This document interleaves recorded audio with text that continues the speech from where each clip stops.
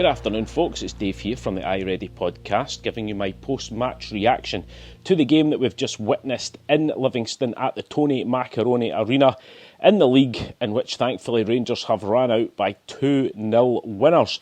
The team that Philip Clement put out for the game today was Jack Butland in goals, Tavernier, Goldson, Balogun, Barisic in defence, with Jack, Lundstrom, Lawrence, McCausland, Sima and Dessers. The remaining players on the subs bench: McCrory, Ridvan, Cantwell, Lammers, Cifuentes, Sterling, Roof, Davies and Danilo. So first starts the season for Lawrence and McCausland. McCausland, who was very impressive when he came on for us midweek there against Sparta Prague. Balogun back in the team, Dessers being preferred up front to Danilo.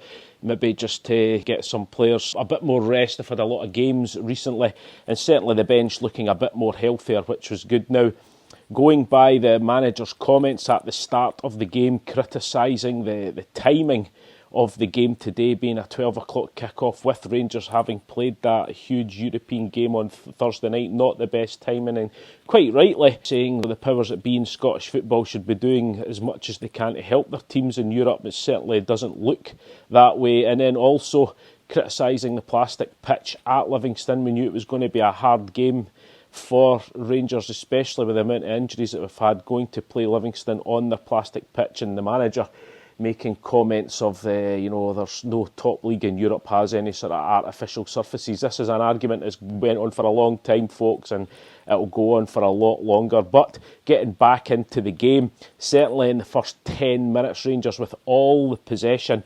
Tom Lawrence looking to try and get beyond the striker, which is something that we've missed a lot in our play. Certainly did look lively in the first 10 minutes. And the first real chance fell for Dessers. He was put through down the left wing. He kept running with the ball with the defender with him, managed to hold him off, gets a low shot away at the goal, but the goalkeeper with a good save with his legs and away. And then what we thought was Rangers had taken the lead, and it was a free kick into the box.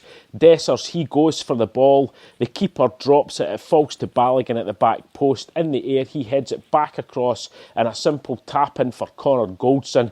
But on review, Dessers did look as if he was offside with the initial ball in, so, quite rightly, the goal was chopped off and still 0-0. 19 minutes, a great break by Rangers, ball to McCausland. He runs into the box on the right-hand side, turns his man one way, turns his man another way. He had options, he thought he would go for the glory, shoots and just over the bar. Really unlucky there, but great play by McCausland on the right-hand side.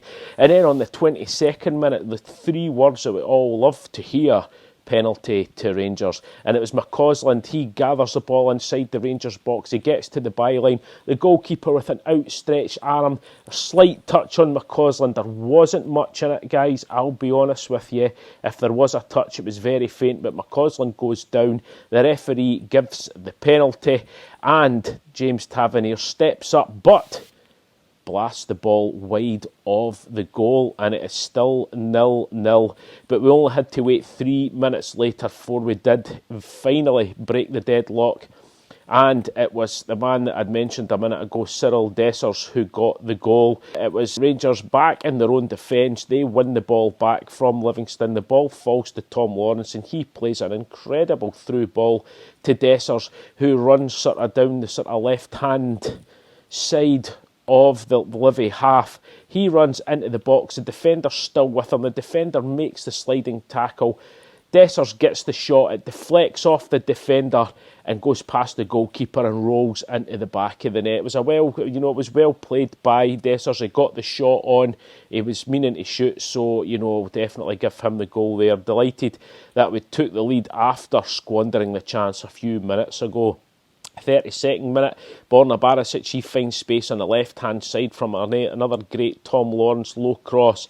He puts Lawrence, tries to find him back in the 6-yard box, just about to pull the trigger, but the Livy defender gets in just in front of him and gets it away.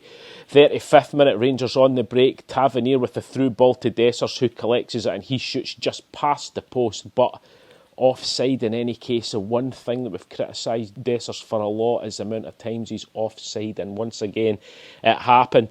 And then not long before half time, 44th minute, a great ball into the box, Summer with an outstretched leg to hold up the ball, then it falls to McCausland and he thunders the ball into the back of the net, thinking that we'd got our second goal, and McCausland scored his first goal, but the referee disallows it for the initial challenge by Sima when he goes in with an outstretched leg.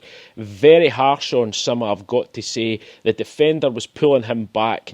As he was going for the ball, he was stretching, he was on the defender, and the referee has sided with the defender here. Really harsh. Rangers should have been 2-0 up at that point, definitely, but it wasn't to be, unfortunately.